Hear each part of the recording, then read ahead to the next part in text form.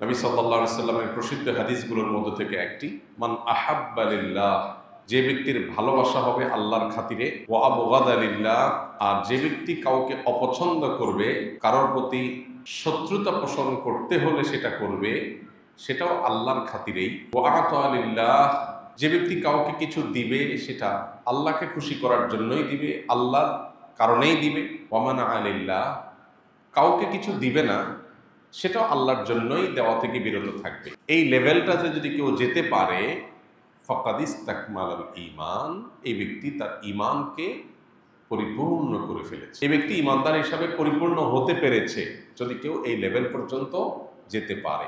আল্লাহ সুবহানাহু ওয়া তাআলা আমাদেরকে এই লেভেলের ঈমানদার হওয়ার তৌফিক দান করুন। আমিন। এই হাদিসটি ইসলামী আকীদা, ইসলামী বিশ্বাসের একটা গুরুত্বপূর্ণ ভিত্তি, আর সেটি হলো আল ওয়ারা ও আল বারা, আল্লাহর জন্য ভালোবাসা এবং আল্লাহর জন্য বৈরিতা। এটা ঈমানের গুরুত্বপূর্ণ একটা পার্ট, ঈমানের গুরুত্বপূর্ণ একটা অংশ। এর সাথে ঈমানের সম্পর্ক অত্যন্ত সুগভীর এবং সুনিবিড়। আজ নানা মুখরোচক স্লোগানে আমরা অনেকে ঈমানের গুরুত্বপূর্ণ এই বিষয়টাকে ভুলে বসেছি, অনেকে ভুল বুঝে বসে আছে। অনেকে হয়তো দিন সম্পর্কে খুব ভালো জানাশোনা না থাকার কারণে এ সম্পর্কে আমরা জানিই না যে ওয়ালা এবং বারা জিনিসটা আবার কি। এই যে আমাদের ওয়ালা বারা সম্পর্কে কারণ হয়তো জ্ঞানের অভাব, কেউ হয়তো সেকুলার পৃথিবীর নানা অপপ্রচারের শিকার হয়ে এ সম্পর্কে ভুল ধারণা করে বসে আছে। তাদের এই ধারণাটি ভাঙা দরকার। যদি তিনি মুমিন হয়ে এই পৃথিবীতে বেঁচে থাকতে চান, যদি তিনি মুসলমান হতে চান, তাহলে তার এই ধারণা ভাঙতে হবে, ভুলটা ভাঙতে হবে।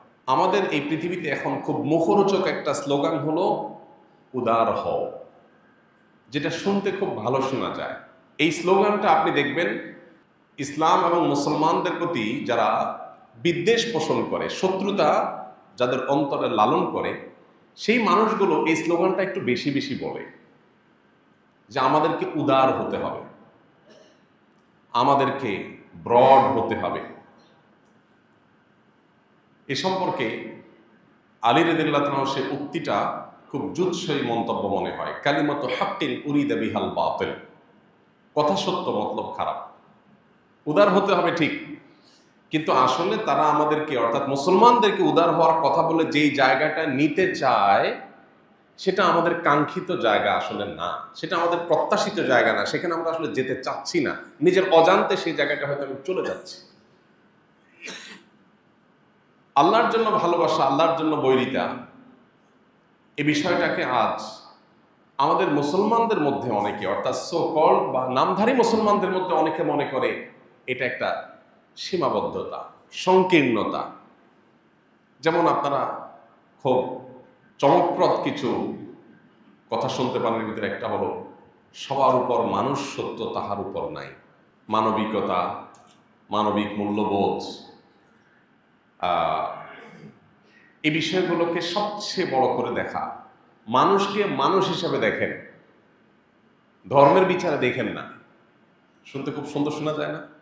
বাহ, কত উদার, কত ব্রড। মানুষকে মানুষ হিসাবে দেখার চেষ্টা করেন, ধর্মের বিচারে দেখার চেষ্টা করেন না। তার মানে আপনি ধর্মের যে গণ্ডি এটার ঊর্ধ্বে উঠে গেলেন। সুবহানাল্লাহ, ধর্মের গণ্ডি থেকে ঊর্ধ্বে উঠে গেলেন। কোরআন এবং হাদিস বলছে ভালোবাসা হবে আল্লাহর খাতিরে। একজন মানুষ আল্লাহর প্রতি ঈমান আনছে, তাকে আমি ভালোবাসবো, আমার ভালোবাসাটা তার জন্য হবে আল্লাহর খাতিরে, বিকজ তিনি আল্লাহর প্রতি বিশ্বাসী, তিনি আমার লোক, আমি তার লোক, আমরা একে অন্যের অভিভাবক। কোরআনে বারবার যে কথাটি আল্লাহ বলেছে, ঈমানদাররা পরস্পর পরস্পরের অভিভাবক, ঈমানদাররা পরস্পর পরস্পরের বন্ধু, আপন।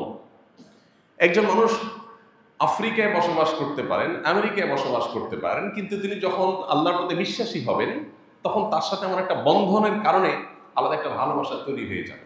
আর কোনো মানুষ আমার সাথেই হতে থাকেন কিন্তু তিনি আল্লাহ বা তার রাসূলের প্রতি বিশ্বাস রাখেন না, বরং ইসলাম মুসলমানদের প্রতি বিদ্বেষ লালন করেন, এই লোকটাকে আমি অপছন্দ করব আল্লাহর খাতিরে। হতে পারে সে আমার পরিবারের সদস্য, হতে পারে রক্ত সম্পর্কেও কেউ, কিন্তু তাকে যে অপছন্দ করব সেটা কাজ খাতিরে?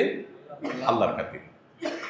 ঠিক যেমন আমরা রাজনৈতিক বিবেচনায়, দলীয় বিবেচনায় একে অন্যকে ভালোবাসি বা বিদ্বেষ পোষণ করি। যিনি যেই দল করেন ওই দলের নেতা, কর্মী, সমর্থক, অনুসারী সবাইকে তার ভালো লাগে, আর প্রতিপক্ষ দলের সবাইকে তার কাছে খারাপ লাগে। এখানে ভালোবাসার মানদণ্ড কি? দলীয় আনুগত্য আর দলের প্রতি ভালোবাসা। মানুষের বিভিন্ন বিষয়কে কেন্দ্র করে ভালোবাসা হতে পারে। যেমন আমরা যখন দূর দেশে যাই, যখন শুনি আমার দেশি বাংলাদেশি ভাই, তখন একটা টান অনুভব করি। এগুলো প্রকৃতিগত। যখন আমরা দেখি কোথাও গিয়ে একজন মানুষ বাংলায় কথা বলছেন দূর দেশে, যেখানে বাংলায় কথা বলা লোক নাই, তখন আমরা একটা টান অনুভব করি যে আমার ভাষাভাষী। এগুলো সবই প্রকৃতিগত এবং এগুলো কোনো দোষণীয় বিষয় না, এগুলো স্বাভাবিক। কিন্তু আমি বলছি আইডিওলজিক্যাল জায়গা থেকে মানুষের ভালোবাসার একটা মানদণ্ড থাকতে হয়। যদি বলেন যে না আমি এসব মানদণ্ডের ঊর্ধ্বে, তাহলে আপনি ইমানের গণ্ডির বাইরে। ইমানের গণ্ডির বাইরে। আমরা যেটাকে অনেক ক্ষেত্রে উদারতা মনে করি সেটা মূলত উদাসীনতা। আমরা যেটাকে মনে করি ধর্মীয় উদারতা, কোনো কোনো ক্ষেত্রে সেটা ধর্মের বেলায় উদাসীনতা।